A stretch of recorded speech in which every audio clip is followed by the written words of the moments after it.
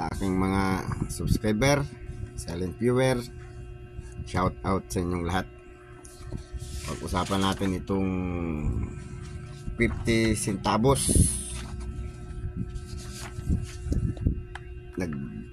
Nagmahal siya mga kaibigan. Mahal na siya. Tumaas yung presyo niya. Hindi kagaya dati. 50 centavos.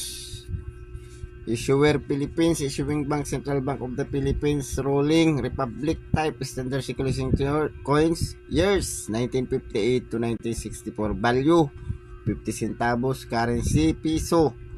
Composition nickel brass, 70% copper, 18% zinc, and 12% nickel. Weight 10 grams, diameter 30.3 mm, shape round, technique mild, orientation, coin alignment. Demonetized August 31, 1979. Coin alignment to mga kaibigan.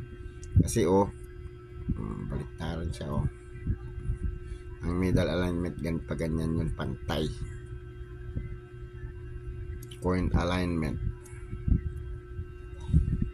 Ubers, coat of arm of the Philippines.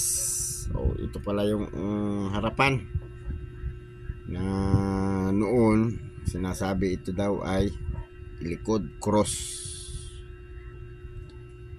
Ito yung harapan. Central Bank of the Philippines, selyo ng Central Bank. Ito dito Republika ng Pilipinas.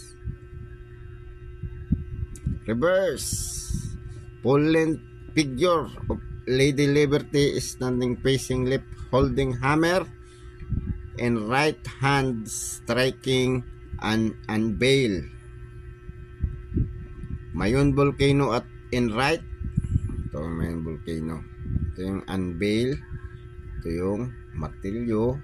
Year 50 centavos.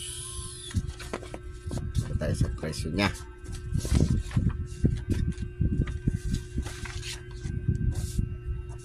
Ang 1958 fine 19 pesos, very fine 39, extra fine 100. Almost uncirculated 190 hanggang uncirculated. Nagmahal na siya. Dati ito 39 lang din ito, uniform ito 39 hanggang almost uncirculated. 1964 good 570, very fine 16, 25 ang fine, 35 ang very fine, extra fine 59, 79 ang almost uncirculated, uncirculated 87. Nagmahal na siya. So mga kaibigan, mga silent viewers dyan, baka pwede maglambing ng subscribe. Press na subscribe, palike na rin, at kung gusto nyo i-share, pa-share na rin. Salamat.